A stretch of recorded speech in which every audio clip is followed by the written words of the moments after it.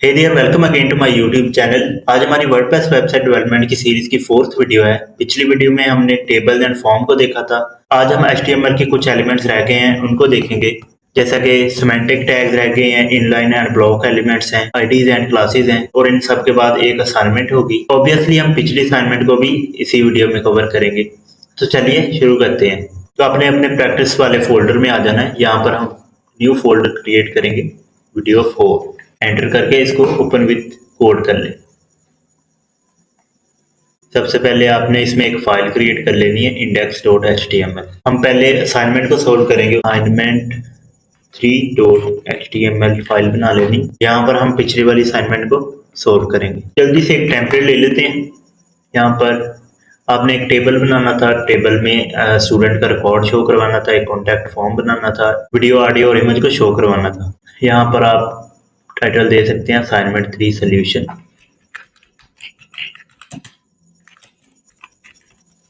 यहाँ पर मैं एक H1 लगाऊंगा, असाइनमेंट 3 सोल्यूशन। ठीक है जी, कंट्रोल एंटर करूंगा मैं। हम यहाँ पर टेबल बनाएंगे। टेबल लगाकर यहाँ पर मैं इसको कमेंट कर रहा हूँ,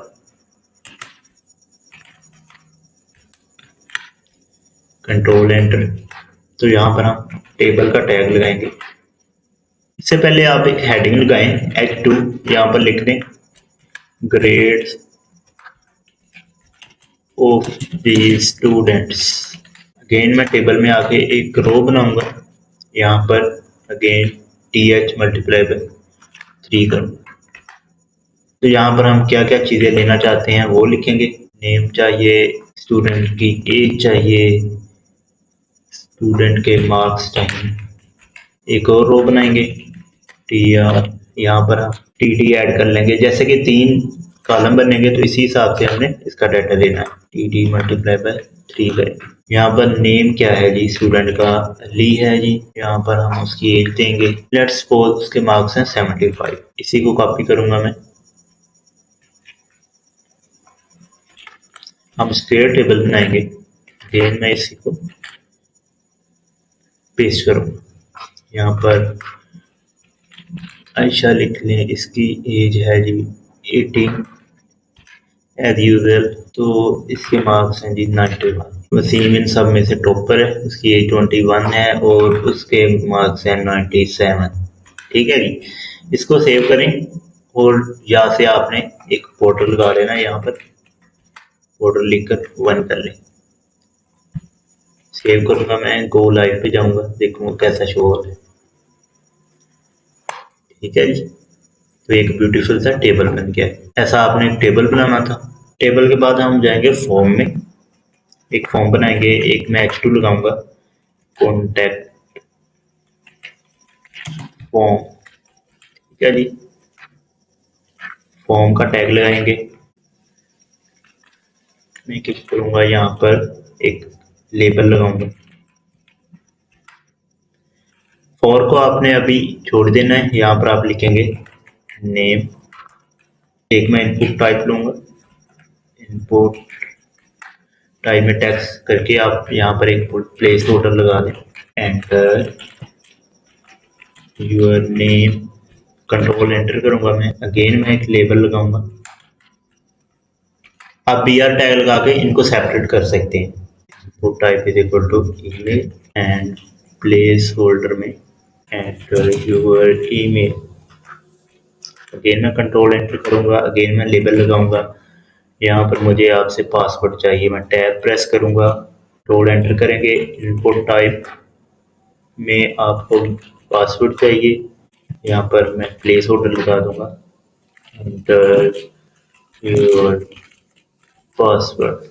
ठीक है जी, कंट्रोल एंटर करके मैं बटन ले लूंगा। यहाँ पर मैं लिख दूंगा इसका टेक्स्ट सेंड। ठीक है जी, इसको सेव करें। सेव करने के बाद आप अपने ब्राउजर में जाएंगे तो ये देखें एक ब्यूटीफुल सा फॉर्म बन गया है। आप BR ऐड करके यहाँ पर इसको लाइन ब्रेक कर सकते हैं। यहाँ पर मैं BR कर ही देता हूँ।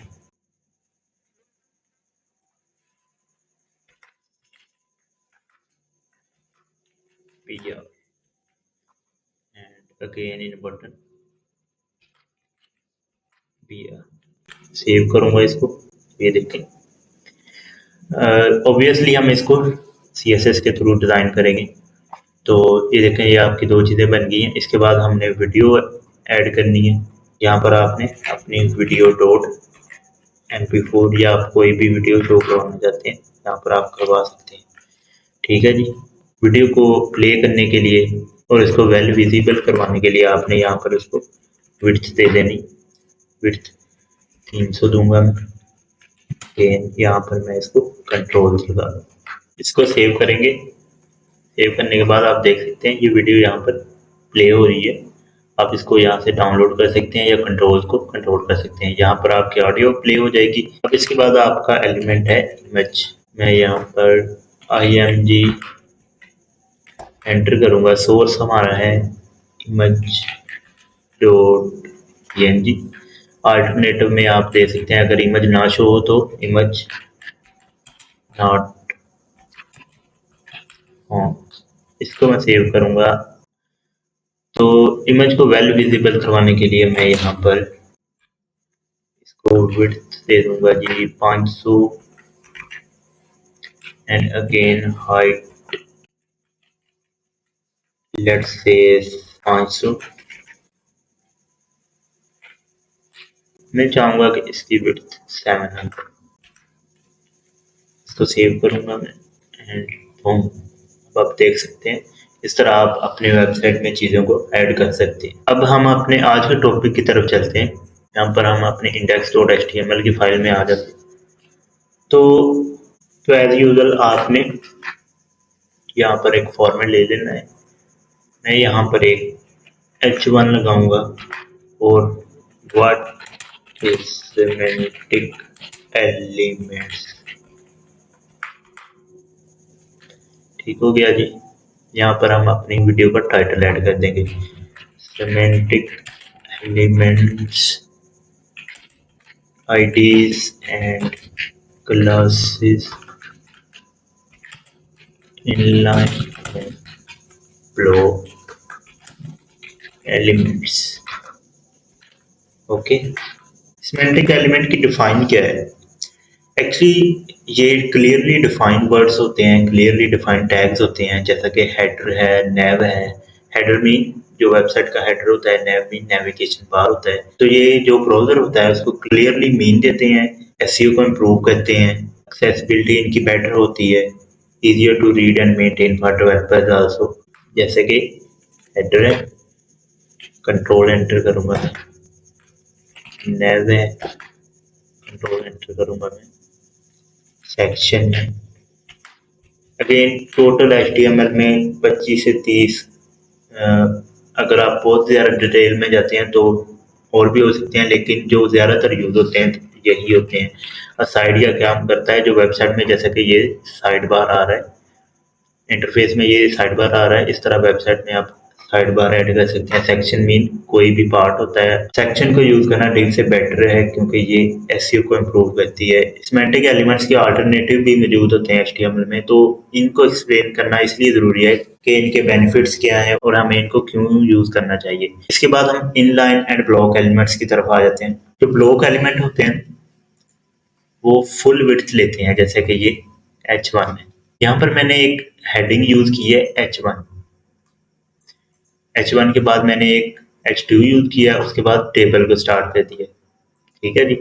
अब H1 ने ये सारी की सारी जगह ले ली है एंड तक, H2 ने भी सारी की सारी जगह ले ली है। तो इट्स मीन ये क्या है? ब्लॉक एलिमेंट है। ब्लॉक एलिमेंट वेब पेज में पूरी की पूरी जगह रिजर्व कर लेते हैं। अब इसके बाद टेबल है। टेबल के बाद एक हमने फिर हेडिंग लगाई है, हेडिंग के बाद हमने फॉर्म बनाया है।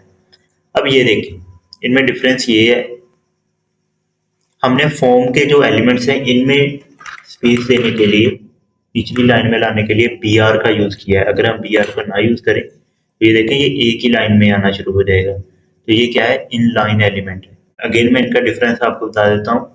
जो इनलाइन एलिमेंट होता है वो एलिमेंट्स एक ही लाइन में आ रहे होते हैं। आपको इनको डिजाइन करने के लिए कुछ टैग्स का यूज करना पड़ेगा एंड हेडिंग्स होगी, पैराग्राफ हो गए, ये ब्लॉक एलिमेंट है।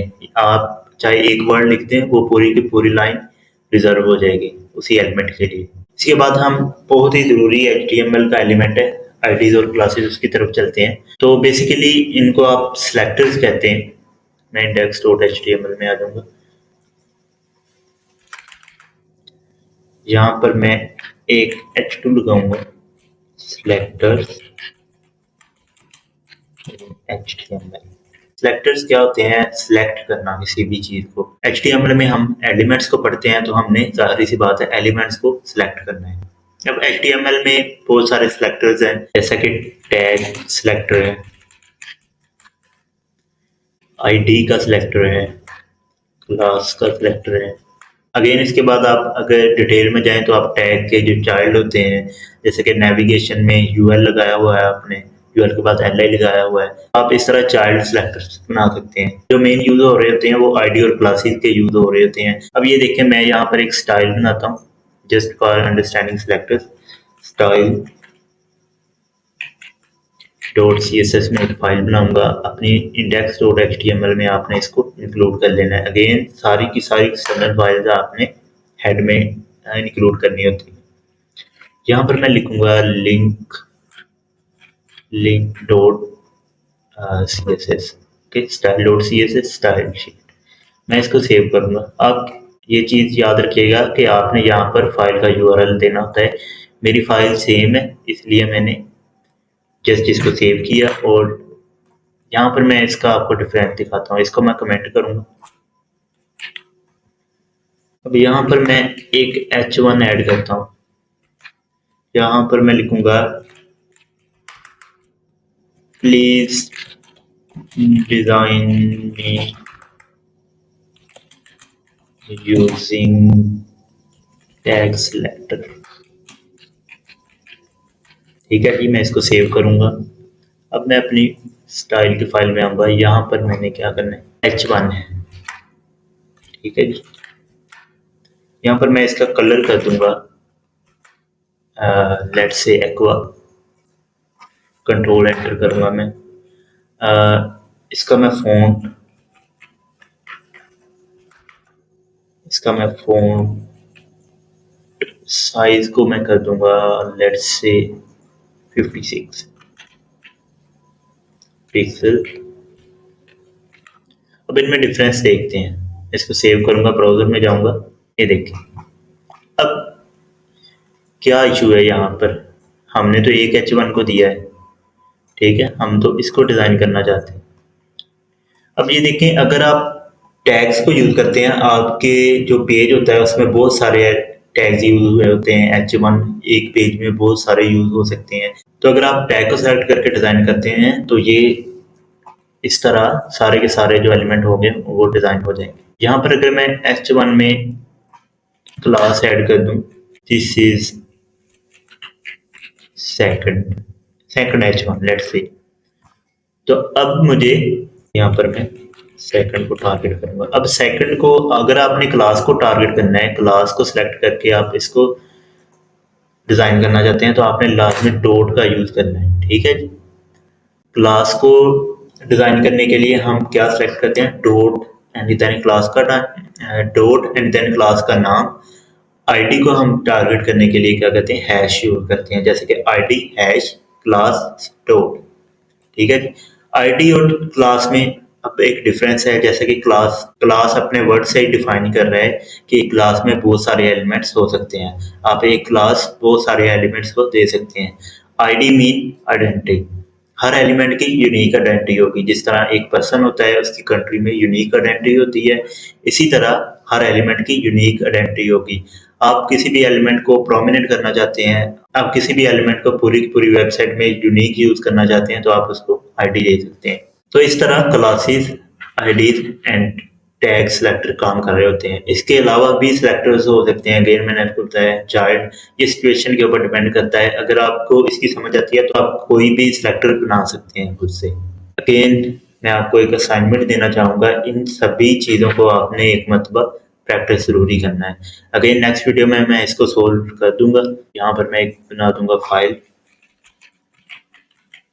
Assignment number 4.html। आपने एक वेब पेज क्रिएट करना है। let's say using semantic elements या टैग्स यूज करेंगे आप। एलिमेंट्स मीन भी टैग्स ही होता है। हेडर बनाना है, हेडर में नैव, नैव में पे यूएल एल आई, आपने 3 से 4 लिस्ट बनानी है एल आई। ठीक है जी, हेडर को यूज करना है, नैव को यूज करना है, सेक्शन को यूज करना है। इसके बाद आपने एक सेक्शन बनाना है। सेक्शन में आप हेडिंग ऐड करके again table and form use कर सकते हैं। उसके बाद आपने फुटर में, फुटर हमने पहली वीडियो में बनाया था, आपने फुटर में क्या करना है, अपनी वेबसाइट का नाम लिख दे। इसके बाद आपने सेपरेट आईडीज एंड क्लासेस को, आईडी क्लासेस एंड टैग्स को टारगेट करके हर एलिमेंट को आपने डिजाइन करना है। एंड टैग्स सिलेक्टर्स, ठीक है जी। आप CSS के 1 या 2 जो एलिमेंट मैंने करवाए हैं उन्हीं को यूज कर सकते हैं। आप उसको डिफरेंट कलर दे के देख लें, बैकग्राउंड कलर दे के देख लें, आप उसका फॉन्ट का साइज चेंज करके देख लें। ठीक है जी। इसके बाद एक और टास्क है इनलाइन एंड ब्लॉक एलिमेंट्स। ठीक है जी, आपने फर्स्ट लाइन में इनलाइन एलिमेंट की डिफाइन लिखनी है, कमेंट कर देना है इसको। उसके बाद आपने 1 या 2 इनलाइन एलिमेंट को यूज करना है। उसके राइट आफ्टर आप ब्लॉक एलिमेंट को इसी तरह पहले उसकी डिफाइन लिखेंगे, उसके बाद आपने उसके 1 या 2 एलिमेंट यूज करने। तो ये आपकी असाइनमेंट है। नेक्स्ट वीडियो से हम CSS को स्टार्ट करने जा रहे हैं। कांग्रेचुलेशन, आपकी HTML कंप्लीट हो गई है। ठीक है जी, मिलते हैं नेक्स्ट वीडियो में। आज के लिए इतना ही, गुड बाय, थैंक यू।